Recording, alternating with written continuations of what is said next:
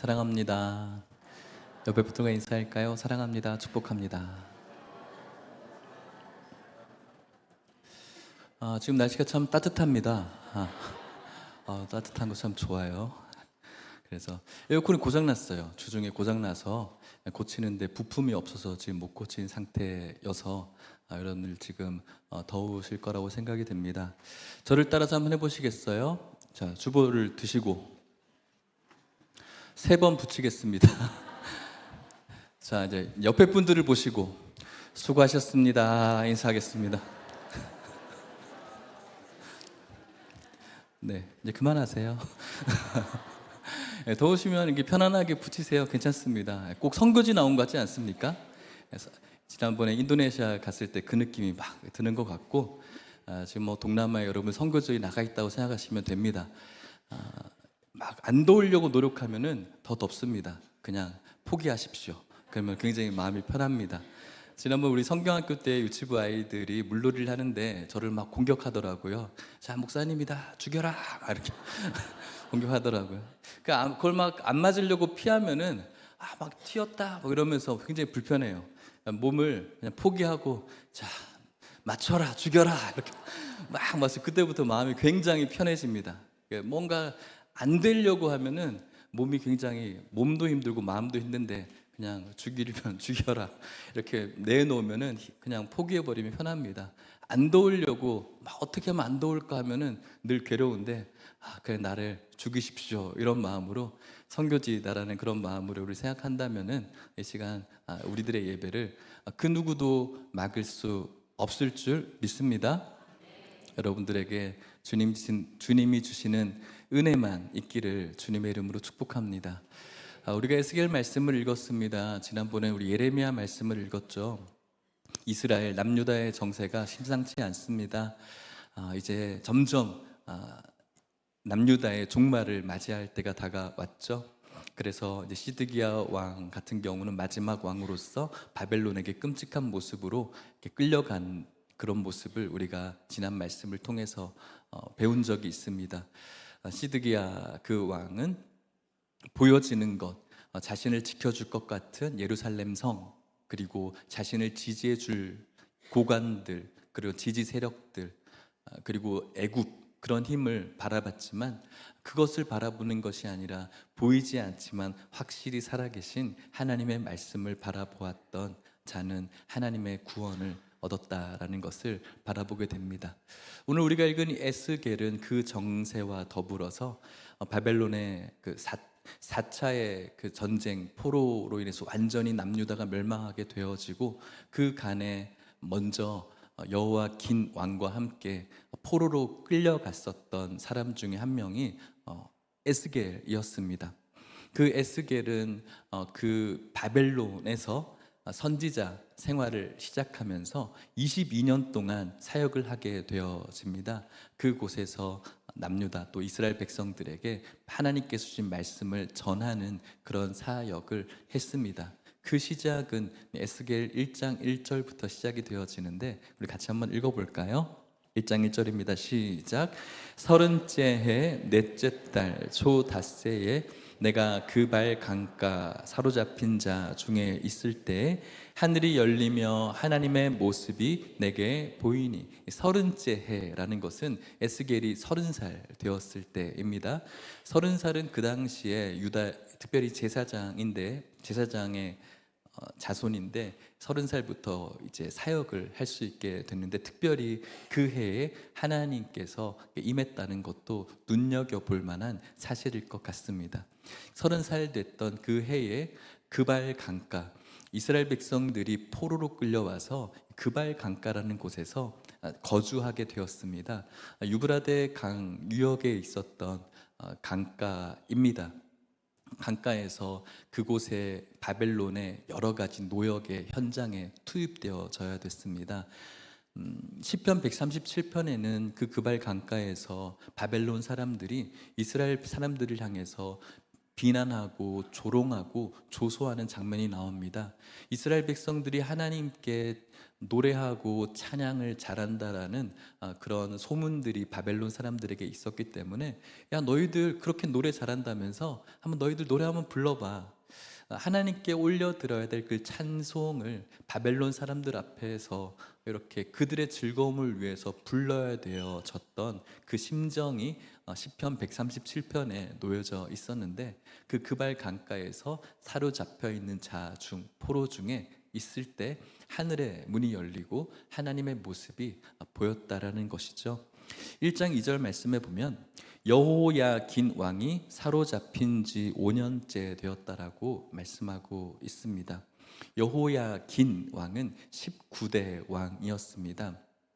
3개월 정도 이스라엘을 통치했던 왕이었고, 그를 성경은 어떻게 평가를 하냐면 열왕기 하 24장 8절 말씀에 여호야긴이 왕이 될 때에 나이가 18세라 예루살렘에서 석 달간 다스리니라. 그의 어머니의 이름은 느흐수다요 예루살렘 엘라단의 딸이더라.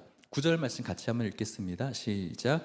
여호야긴이 그의 아버지의 모든 행위를 따라서 여호와께서 보시기에 악을 행하였더라. 여호야긴은 여호와 보시기에 악을 행한 왕. 3개월밖에 하지 않았는데 그 3개월마저도 하나님 보시기에 악을 행한 왕이었다는 사실. 그렇기 때문에 이 이스라엘이 얼마나 죄에 쩌들어 있었는지를 알 수가 있을 것 같습니다. 그로 인하여서 이제 포로 생활을 3개월 후에 하게 되었고, 여호야긴이 5년째 된 그때가 바로 에스겔이 30살이었다는 것이죠. 그렇다면은 5년째 된 때였으니까 5년 전에 끌려왔습니다. 25살 때 에스겔이 끌려왔고 5년 동안 포로 생활을 하고 있는 것이죠. 그때에 하나님의 말씀이 들린 겁니다. 여러분, 여기서 말하는 5년이 상징적으로 이야기하는 그런 의미 해석은 할 수가 없을 것 같고, 5년이라는 시간을 한번 생각해 봅니다. 상상을 해보게 되었어요. 아직 이스라엘은 완전히 망하지는 않은 상태에서 여호야긴 왕이 이제 포로로 끌려올 때 에스겔도 끌려왔고 다른 사람들도 끌려왔겠죠. 끌려가는 그들의 심정이 어땠을까를 생각해 봅니다. 그곳에서 다른 나라로 이제 끌려가면서 어떤 생각을 하게 됐을까? 이제 우리나라는 망했다. 이제 우리에게는 아무런 힘도 없구나라는 절망이 가장 컸겠죠. 그 절망 가운데에서도 그래도 아직은 왕조가 있으니 그래도 일말이나마 회복되지 않을까? 그래도 좀 우리가 다시 반격해서 이겨낼 수 있지 않을까라는 그런 소망을 품고 끌려갈 수 있겠다라는 생각을 해보는 것이죠. 그런데 그런 소망이 있었던 상태에서 하루가 지나고 한 달이 지나고 한 1년 정도 지난다면은 어떤 마음이 들까요? 아무런 일이 벌어지지 않고 들려오는 소식은 여전히 낙심되어지는 뉴스밖에 없는 것이죠. 그리고 2년이 지나고 3년이 지나고 그 시간이 짧은 세월이 아니거든요. 군 생활 해보신 분들 알겠지만 2년, 3년의 그 생활이 짧은 시간이 아니죠. 그래도 국방부 시기에는 흘러가니까 마지막 날은 있어서 참고 갈 수가 있는데, 이 바벨론 사람들은 국방부 시간이 아니죠. 언제까지 해야 될지 기약이 없습니다. 그러는 동안 5년을 흘러왔어요. 그들에게 있었던 희망도 사라져버린 상태. 그 상태에서 하나님은 선지자에게 임하고 있는 것입니다. 오늘날을 살아가는 우리들의 인생 속에서도 여러 가지 완전한 낙심, 소망 하나 없는 그러한 삶이 이어지는 인생들도 저는 있을 거라고 생각이 듭니다. 하지만 여러분들을 향한 하나님의 열심은 오늘도 시작되어지고 있고 계속되어지고 있다는 사실을 명심하셨으면 좋겠습니다. 여러분들이 절망하고 낙심하고 어떠한 소망도 완전히 없는 상태라고 할지라도 여전히 여러분들을 위해서 일하시는 하나님의 열심이 여러분들에게 있음을 믿으시고 그 좋으신 하나님을 날마다 바라보시는 저와 여러분들 될 수 있기를 축복합니다. 그 가운데 이제 에스겔에게 임합니다. 에스겔 1장 3절 말씀에 보면 갈대아 땅 그발 강가에서 여호와의 말씀이 부시의 아들 제사장 나 에스겔에게 특별히 임하고 여호와의 권능이 내 위에 임했다라고 말합니다. 그발 강가, 그곳은 하나님이 살아 계시지 않은 것 같은 그런 아주 암담한 어두운 곳이죠. 마치 오늘 여러분들이 살아가는 삶의 처소들 아닐겠어요? 여러분들의 직장에서 또 믿지 않는 사람들과 함께 교제하면서 살아가야 될 여러분들의 처소, 마치 하나님께서 살아 계시지 않는 것 같은 그런 곳에서 하나님께서 선지자 엘리야에게 권능을 지금 주고 계시다는 것이죠. 그리고 그 후에 하나님께서는 천상의 예배와 같은 요한계시록의 그 짐승들의 어떤 그런 모습들을 보여줍니다. 하나님의 그 현현 앞에 에스겔은 완전히 엎드릴 수밖에 없어요. 꼭 이사야가 지난번 말씀에 나누었던 것처럼 하나님의 그 충만하신 거룩함에 압도되어졌던 것처럼 에스겔도 그 하나님의 환상적인 현현 앞에 엎드릴 수밖에 없겠죠. 그 가운데 하나님께서는 에스겔에게 사명을 주세요. 임무를 주시죠. 에스겔 2장 1절 2절 말씀입니다.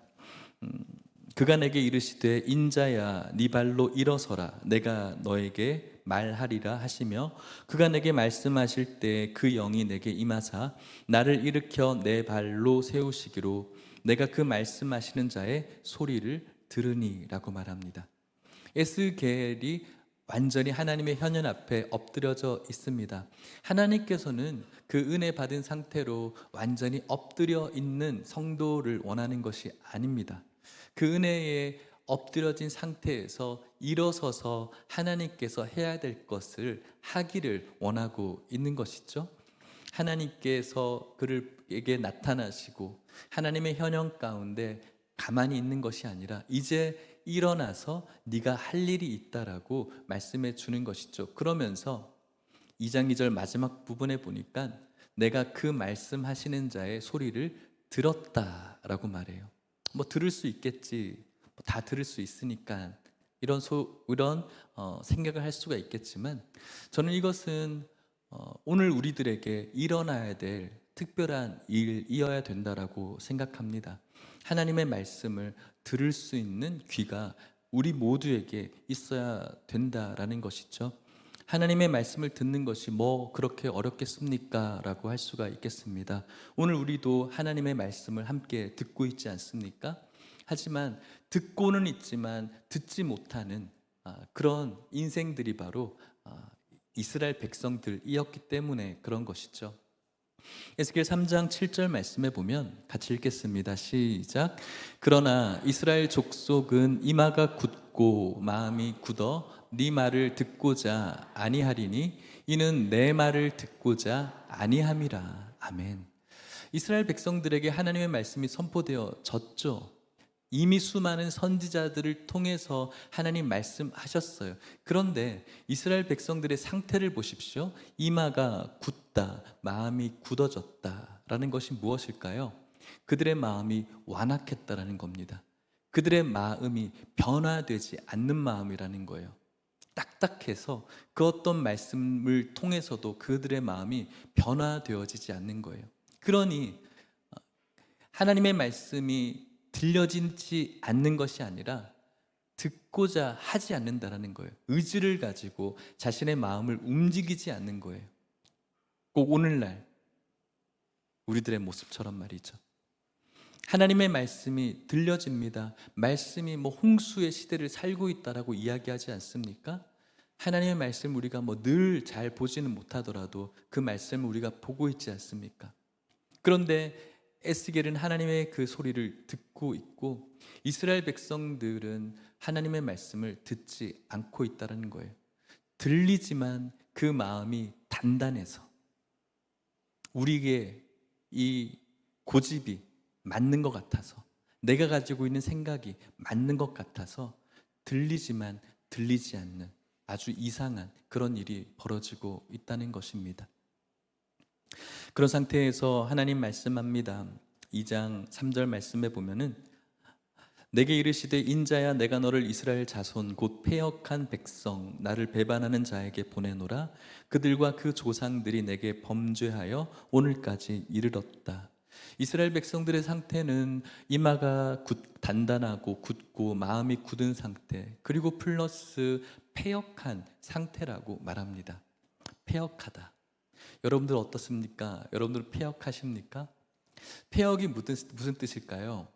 제가 사전에 찾아봤는데 패역이란 뜻은 사람으로서 마땅히 하여야 할 도리에 어긋나고 순리를 거슬러 불순한 상태가 패역한 상태. 사람으로서 마땅히 해야 될 도리를 하지 않는 것, 그것을 패역하다라는 것이죠. 패역하면은 뭔가 대단한 커다란 나와는 상관없는 것 같지만 사람이 해야 될 도리를 하지 않는 것, 은혜를 입었음에도 불구하고 그 은혜에 대해서 감사하지 않는 것. 사람은 마땅히 은혜를 입었다면 그 은혜에 대해서 반응해야 되는 것 아니겠습니까? 그런데 하나님의 은혜를 입었음에도 불구하고 그 은혜에 반응하지 못하는 패역한 상태가 이스라엘의 상태이고, 이 패역이라는 단어는 꼭 우리와 멀리 있는 것 같지만 우리 역시 하나님의 은혜를 입었음에도 불구하고, 입었다라고 그렇게 찬양하고 말하고 있음에도 불구하고 그 은혜에 대해서 우리의 마음이 전혀 반응하지 않다면 그 패역이라는 단어가 우리에게 굉장히 멀리 있는 것 같지만 그렇지 않다는 거예요. 우리 역시도 그 패역의 상태라는 것이죠. 저는 이것을 저와 여러분들이 깨달았으면 좋겠다라고 생각합니다. 그들의 이스라엘 백성들의 상태, 마음이 움직이질 않아요. 그리고 은혜를 받았음에도 불구하고 그 은혜에 대해서 반응하지 않는다라고 말씀합니다. 또 그들은 4절 말씀에 보면 이 자손은 얼굴이 뻔뻔하고 마음이 굳은 자라고 말씀하고 있습니다. 그런 그들에게 내가 너를 그들에게 보내노니 너는 그들에게 이르기를 주 여호와의 말씀이 이러하시다 하라고 말씀합니다. 완악한 상태, 그리고 패역한 상태, 뻔뻔한 상태, 그들에게 에스겔이 해야 될 것은 한 가지밖에 없어요. 하나님께서 이렇게 말씀하고 있다는 것이죠. 그들에게 무언가를 잘 전하기 위해서 아름다운 포장할 것도 없어요. 그들의 마음을 헤아리기 위해서 뭔가 좀 들어줘 봐. 사실은 이렇게 해서 뭔가 빌드업 할 필요도 없는 거예요. 그냥 하나님께서 하신 그 말씀을 그대로 전하는 것이죠. 그런데 그것은 쉽지 않아요. 그들의 들을 마음이 되어 있지 않거든요. 그래도 하나님께서는 뭐라고 말씀하시냐면 5절 말씀 같이 읽습니다. 시작. 그들은 패역한 족속이라 그들이 듣든지 아니 듣든지 그들 가운데 선지자가 있음을 알지니라. 아멘. 은혜를 입었지만 그 은혜에 대해서 반응하지 못하는 그들에게 전하는 것이 쉬운 일은 아니죠. 그래도 듣든지 듣지 않던지 전해야 된다라고 말씀하고 있어요. 그것을 통해서 그들 가운데 선지자가 있었음을 그들이 기억해야 된다는 거죠. 왜냐하면 훗날 하나님의 심판대 앞에 모든 인생들은 서게 될 것입니다. 예수님을 믿는 사람이든 믿지 않는 사람이든 주님의 심판대 앞에 저도 서게 될 것이고 여러분들도 서게 될 것입니다. 모든 인생들이 다 서게 됩니다. 그때에 하나님께서 말씀하신 적이 없는데요라고 변명할 사람들이 없다라는 것이죠. 분명히 선지자를 통해서 하나님께서 말씀하셨다라는 것을 알게 하라는 것이죠. 듣든지 듣지 않던지 이야기하라는 거예요. 분명히 그들은 심판대 앞에서 전 잘 몰랐는데요라고 변명할 건데 변명할 수가 없다는 것입니다. 우리들도 마찬가지죠. 하나님께서는 말씀하셨습니다. 오늘도 말씀하셨고 지금까지 여러분들의 인생을 통틀어서 예배를 통해서 분명히 예수 그리스도가 구주 되심을, 예수님이 우리의 생명 되심을, 그분을 통해서만 하나님께로 갈 수 있음을, 그분께서 우리를 위해서 십자가에 죽으셨음을, 그리고 그분께서 우리를 위해서 부활하셨음을, 승천하셨고 이 땅 가운데 다시 오심을 우리는 분명히 들었습니다. 그리고 우리는 핑계할 수가 없는 것이죠. 그래서 우리의 마음은 이제 움직여야 되는 것입니다. 사랑하는 성도 여러분, 저와 여러분들의 마음이 움직이시기를 주의 이름으로 축복합니다. 2장 6절 말씀에 보면은 그들을 그렇게 전하는 것이 쉽지가 않다라고 말씀합니다. 인자야, 너는 비록 가시와 찔레와 함께 있으며 전갈 가운데 거주할지라도 그들을 두려워하지 말고 그들의 말을 두려워하지 말지어다. 그들은 패역한 족속이라도 그 말을 두려워하지 말며 그 얼굴을 무서워하지 말지어다. 하나님의 말씀 그대로 전하는 자에게 가장 방해물이 되어지는 것이 두려움이겠죠. 창피함이겠죠. 싫어하기 때문에 그 창피함은 그 두려움 안에 다 속한다라고 생각이 들어요. 그런데 두려워하지 말래요. 왜일까요? 하나님께서 함께 하시기 때문이겠죠. 에스겔 3장 8절 말씀에 하나님 말씀합니다. 보라, 내가 그들의 얼굴을 마주 보도록 네 얼굴을 굳게 하였고 그들의 이마를 마주 보도록 내 이마를 굳게 하였으되 네 이마를 화석보다 굳은 금강석같이 하였으니 그들이 비록 반역하는 족속이라도 두려워하지 말며 그들의 얼굴을 무서워하지 말라고 말씀하는 거예요. 하나님께서 이 에스겔을 그냥 보내는 것이 아니라 에스겔의 그 마음을 굳은 그들의 마음보다 그 마음을 부술 수 있는 정도로 더 단단하게 만들어 주신다라고, 권능을 주시겠다라고 약속하셨기 때문에 에스겔은 그들에게 나아갈 수가 있는 겁니다. 에스겔이 해야 될 것은 하나밖에 없습니다. 2장 7절 말씀 같이 읽습니다. 시작. 그들은 심히 패역한 자라. 그들이 듣든지 아니 듣든지 너는 내 말로 고할지어다. 아멘. 듣든지 아니 듣든지예요. 물론 우리가 설득도 필요할 수도 있겠죠. 하지만 설득되지 않는다고 해서 우리들의 마음이 어려워할 필요가 없는 거예요. 그냥 전하는 것이죠. 에스겔이 그들이 설득되든지 안 되든지 그것과 상관없이 듣든지 아니 듣든지 해야 될 일은 하나밖에 없는 것이죠. 그 열매를 거두는 것은 하나님께서 하실 일이기 때문에 전하는 자는 듣든지 아니 듣든지 하나님의 그 말씀을 그대로 전하는 겁니다.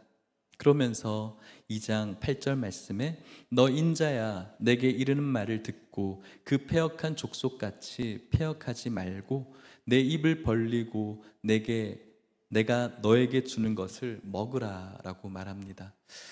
패역한 족속같이 패역하지 말래요. 에스겔에게. 에스겔도 패역할 수가 있다는 거죠. 성도들도 패역하게 될 수가 있다는 거죠. 하나님의 말씀을 전하는 자도 패역할 수도 있다는 겁니다. 그만큼 살아가는 이 세상은 죄에 오염되어져 있고 그 죄의 유혹은 말씀을 붙들고 있는 자에게도 굉장한 유혹거리가 된다는 것을 알 수가 있겠습니다. 그러면서 패역하지 말고 입을 벌리래요. 입을 벌리고 너에게 주는 것이 있는데 이것을 먹으라는 것이죠. 패역하지 않기 위해서 또 그의 사명을 잘 하기 위해서 하나님께서 영양가 있는 것을 넣어주는 것입니다. 자, 그렇다면 에스겔이 입을 벌리고 하나님께서 주시는 것을 먹어야 되는데 어떤 것을 먹으면 그가 주신 사명을 잘 완수할 수 있을까요? 여러분들에게 자, 입을 벌려봐, 너에게 이것을 줄게라고 하면 여러분들이 입을 벌리면서 어떤 걸 원하겠습니까? 단 거 좋아하시지 않습니까? 입에 단 거, 좋은 것, 힘이 될 만한 것.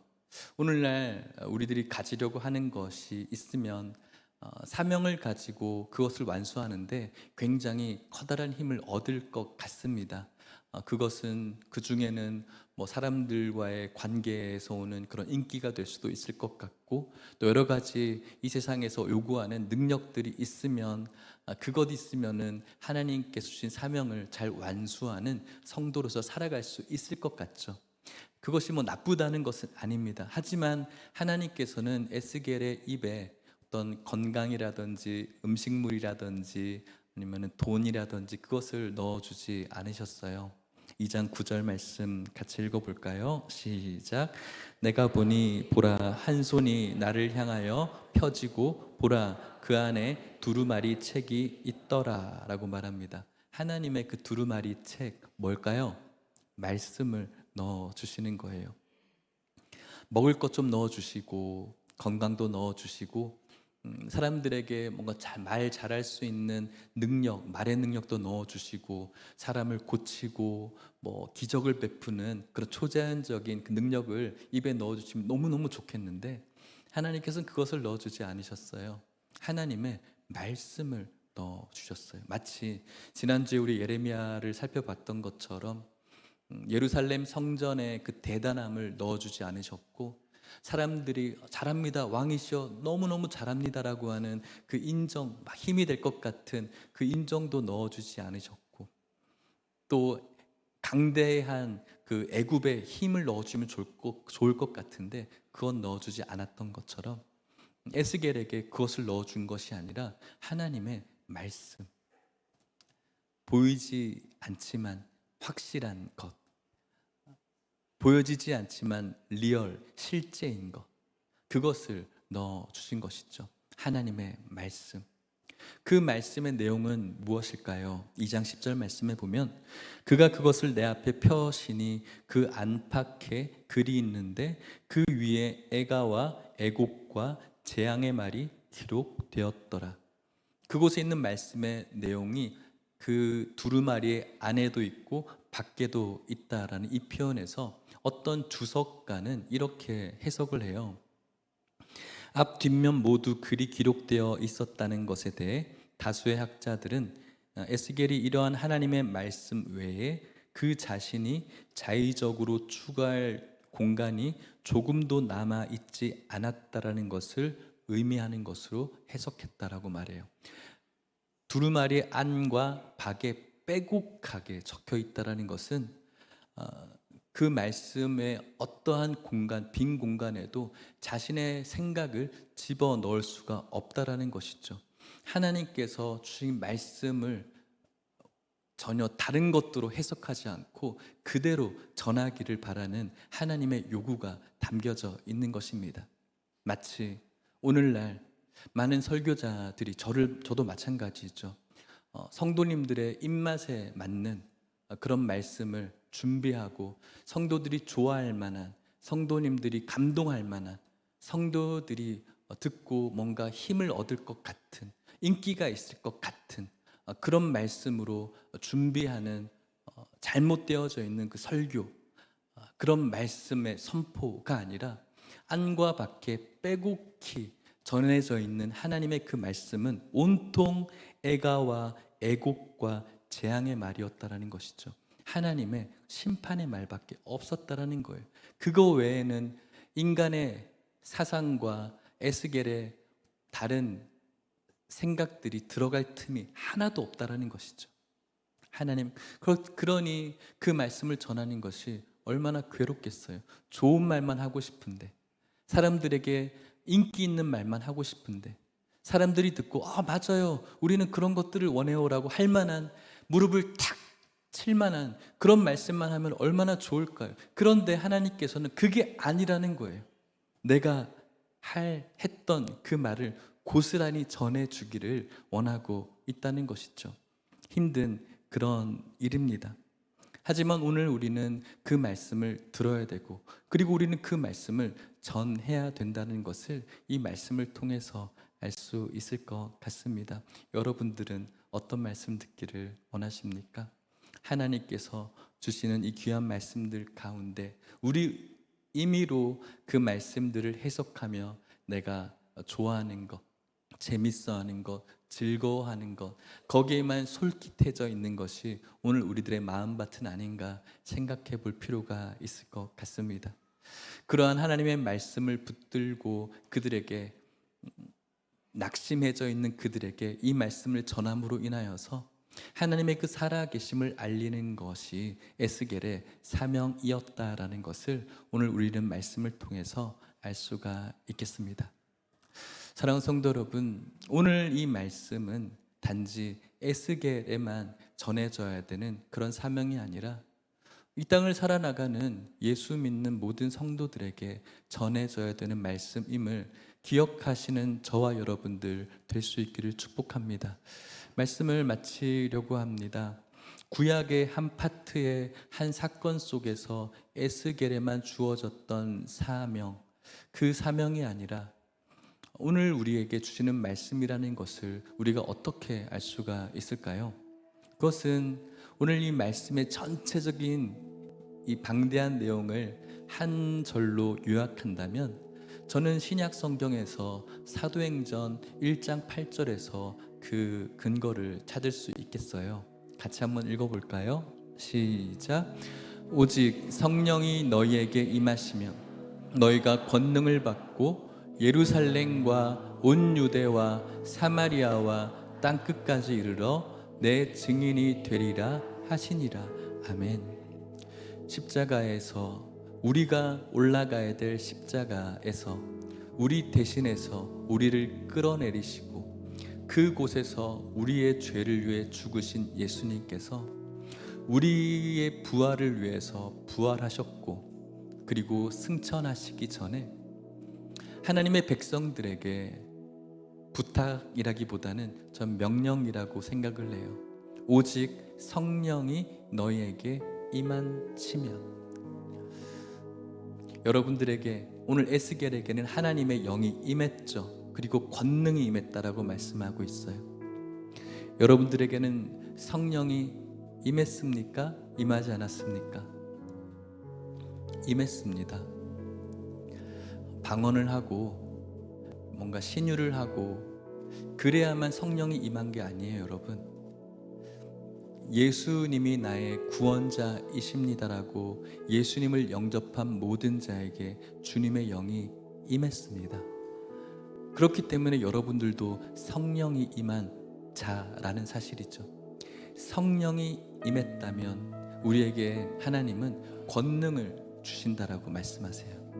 이 권능은 뭔가 사람들에게 보여질 것 주목하게 만드는 그런 초제한적인 권능이기보다는 예루살렘과 유다와 사마리아와 땅끝까지 듣든지 듣지 않던지 하나님의 말씀을 전할 수 있는데 필요한 마음이 패역하고 단단한 그들의 마음보다 더 단단한 마음을 주시는 하나님의 권능이 바로 성령이 임하시면 우리에게 주시는 권능입니다. 그 권능을 분명히 우리들에게 주셨고 그 권능을 가지고 우리가 해야 될 일이 에스겔만 해야 될 일이 아니라 우리들에게도 주어진 일이라는 것이죠. 목사에게, 전도사에게, 선교사에게만 주시는 것이 아니라 우리 모두에게 주신 동일한 하나님의 말씀임을 저와 여러분들이 기억할 수 있었으면 좋겠습니다. 이 말씀은 우리와 멀리 있는 말씀이 아니라 바로 우리들에게 들려져야 될 말씀이라는 사실을 기억할 수 있기를 축복합니다. 특별한 누군가에게 주신 말씀이었죠. 에스겔 특별히 나에게 주신 말씀이었죠. 하지만 예수님께서 이 땅 가운데 오신 이후로는 주님께서 택하신 모든 백성들이 특별한 사람이죠. 여러분들입니다. 우리 모두입니다. 왕 같은 제사장 아닙니까, 여러분? 그분의 나라가 바로 우리들 아닙니까? 특별한 여러분들에게 주신 하나님의 말씀, 오직 성령이 너에게 임하시면 권능을 받고 유다와 예루살렘과 유다와 사마리아와 땅 끝까지 내 증인 되라고 말씀하고 있는 것입니다. 잘 듣지 않을 것입니다. 마음이 굳어 있고 폐역해 있기 때문에 그렇죠. 그럼에도 불구하고 듣든지 듣지 않던지 우리에게 주신 말씀을 전해야 될 사명이 우리들에게 있습니다. 그렇다면 누구에게 전해야 될까요? 누구에게? 폐역하고 마음이 단단한 존재가 누구일까요? 제가 이 말씀을 준비하면서 저에게 주시는 그런 감동은 저였어요. 폐역한 자, 은혜를 입었음에도 불구하고 그 은혜에 대해서 별로 감동하지 못한 이 죄인, 목사라고 하면서도 하나님께 주신 은혜가 있는 척하면서 살아가는 이 연약한 존재, 바로 저에게 주시는 이 패역한 인생, 먼저 저에게 주시는 말씀이고 듣든지 듣지 않든지 이 말씀이 오늘도 나에게 계속해서 새겨져야겠다라고 저는 생각을 해보았습니다. 여러분들은 어떠십니까? 하나님의 은혜를 입었음에도 불구하고 그 은혜에 여전히 반응하지 못하고 있는 여러분들은 아니십니까? 그렇다면 오늘 이 말씀이 여러분들에게도 들려져야 될 것입니다. 어떠한 감동적인 이야기도, 어떠한 선포적인 메시지도 이 단단한 마음을 부술 수 없는 이 패역한 내 마음에 오늘 여러분들에게 이 복음의 메시지가 들려지시기를 주님의 이름으로 축복합니다.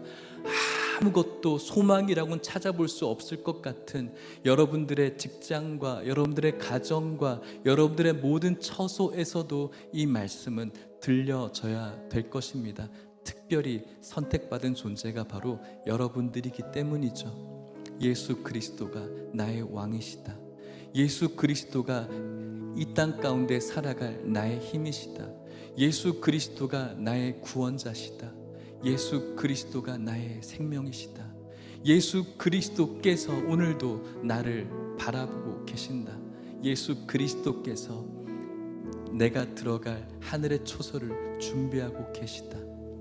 이것이 오늘 나에게 들려져야 되고 또 여러분들이 전해야 될 메시지임을 기억하시며 여러분들의 평생에 이 복음을 전하는 자 되셔서 누구보다도 건강하고 행복한 그런 신앙생활 하시는 저와 여러분들 되시기를 주의 이름으로 축복합니다. 우리 같이 찬양하고 기도했으면 좋겠습니다. 예수는 나의 힘이시고 예수는 내 삶의 이유이시고 예수는 나의 생명이시고 예수는 나의 구원이시다. 이 복음이 나에게 말해져야 되고 패역한 나에게 말해져야 되고 패역한 이 세상에 전해져야 된다라는 고백을 이 찬양으로 함께 올려드립시다.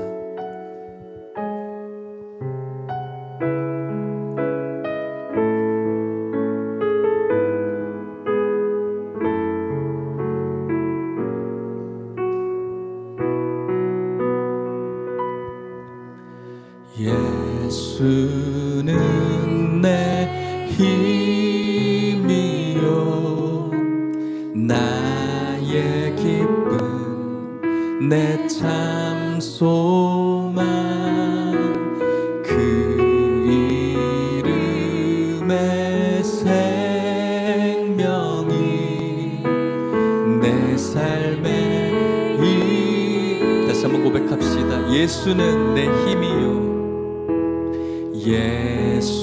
예수는 내 힘 나의 기쁨 나의 기쁨 내 참 소망 그 이름의 생명이 내 삶의 이유라 오직 주만 따라갑니다. 오직 주만 높이 받으소서. 내 평생에 그 이름을 그의 선하심을 세상에 노래합니다. 그 이름에 크신 능력 영원한 생명이 듣든지 듣지 않던지 오직 주만 따라갑니다. 오직 주만 따라갑니다. 오직 주만 오직 주만 높임 받으소. 우리 같이 결단합시다. 내 평생에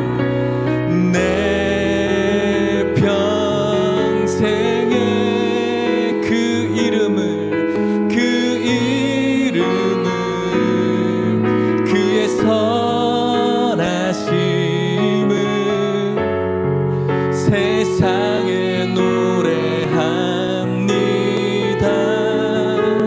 그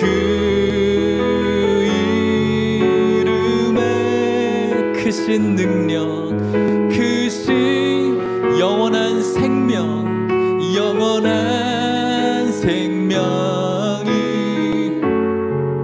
내 삶의 이유라. 우리 같이 기도합시다. 오늘 우리가 방금 찬양했던 것처럼 세상에 노래합니다라고 말했습니다. 그 세상, 이마가 굳고 마음이 단단해져 있고 패역한 그 세상, 바로 나라는 사실을 발견할 수 있었으면 좋겠습니다. 그곳에 여러분들 노래하셔야 되고 그곳에 우리가 말할 수 있어야 됩니다. 무엇을요? 예수가 나의 힘이고 나의 기쁨이고 나의 소망이고 나의 구원이고 나의 전부이고 실제임을 말할 수 있는 복음이 들려질 수 있어야 되고, 아무런 소망 없는 어두움밖에 없는 여러분들의, 예수님이 꼭 없을 것만 같은 여러분들의 모든 삶의 터전에 이것이 말해져야 됩니다. 오직 성령이 임하시면 권능을 받고 내 증인 되리라라고 말씀하시는 이 말씀이 오늘 여러분들에게 살아있기를 소망하면서 우리 같이 한번 주여 한번 간절히 부르짖고 기도하시겠습니다. 주여, 하나님 아버지 감사합니다. 하나님께서 주신 귀하신 말씀 붙들고 우리들에게 주신 귀한 은혜 가운데 나아가게 하여 주셔서 감사합니다. 하나님 아버지, 오늘 주신 에스겔에게 주신 특별한 말씀은 오늘 주님께서 선택하신 은총의 백성들에게 들려져야 될 말씀임을 믿습니다. 하나님 아버지, 예수 그리스도를 구주로 영접하고 고백한 우리들에게 성령을 주신 줄 믿습니다. 보혜사 성령을 우리에게 주셨습니다. 그 성령께서 우리에게 권능을 주셨고 그 권능과 함께 예수 그리스도를 구주로 증거하는 삶이 우리들에게 놓여져 있음을 믿습니다. 하나님 아버지, 이 귀한 복음이 우리들에게 들려지게 하여 주시옵소서. 마음이 단단하고 패역하고 뻔뻔해져 있는 내 마음에 들려지게 해주셔서 이 굳어져 있는 내 마음이 부서지게 하여 주시옵시고 금이 가게 하여 주시옵시고 우리의 마음이 옥토가 되게 하시고 좋은 밭이 되게 하시고 하나님의 복음이 우리 가운데 새겨지게 하여 주심으로 말미암아 패역하지 않고 주님께서 우리에게 주신 그 은혜가 오늘 우리 가운데 늘 살아있어서 그 은혜에 반응하는 삶을 살아가며 주님이 주시는 놀라운 축복의 삶이 우리의 삶이 될 수 있도록 인도하여 주시옵시고 그 말이 우리의 모든 삶의 터전에 증거되어지게 하여 주시옵소서. 좋으신 하나님 아버지, 오늘 우리들에게 주님의 말씀을 주신 줄 믿고 감사합니다. 더운 날씨이지만 정말 하나님을 바라보지 못하게 만드는 여러 가지의 시험들이 우리에게 있음에도 불구하고 오늘 우리들에게 이 말씀이 들려지게 하여 주셔서 감사합니다. 귀 있는 자는 들을지어다라고 말씀하시는 그 말씀이 우리에게 들려지게 하여 주시옵소서. 마음이 단단하고 이마가 굳어져 있는 이 완악한 패역한 우리들의 이 마음에 우리들이라는 이 세상에 예수 그리스도가 우리의 주인이심을, 예수 그리스도가 우리의 생명이심을, 예수 그리스도가 우리의 하나님이심을, 예수 그리스도가 우리의 소망이심이 선포되어지게 하여 주시옵소서. 듣든지 듣지 않던지 이 귀하신 복음의 말씀이 우리의 모든 삶의 전체 영역에 선포되어지게 하여 주시옵소서. 성령이 우리에게 임하였다는 사실을 믿게 하여 주시옵시고, 우리 안에 성령이 충만하게 하여 주시옵시고, 하나님의 권능이 우리의 삶 가운데 능력 있게 하여 주시옵시고, 우리의 모든 가정과 일터와 모든 삶의 영역에 우리가 예수 그리스도의 증인으로 살아가게 하여 주시옵소서. 에스겔이 특별한 것이 아니라 하나님의 부르심을 입은 이곳에는 우리 모두가 특별한 존재임을 기억하게 하여 주시옵시고, 특별한 존재로서 하나님의 부르심을 받은 성도들의 삶이 얼마나 위대한 삶인지, 얼마나 행복한 삶인지 살면서 깨닫는 축복된 백성 되게 하여 주시옵소서. 지금은 예수 그리스도의 은혜와 하나님의 사랑과 성령의 교통하심이, 하나님께서 들려주시는 복음의 메시지가 우리에게 들려지고 우리의 모든 삶에 들려지기를 원하며, 그 메신저로서의 삶을 살기를 기꺼이 순종하기를 소망하는 오늘 이곳에 있는 모든 성도님들과 이들의 가정과 사랑하는 하남 예일교회와 다음 세대 가운데 이제부터 영원토록 함께 있을지어다. 아멘.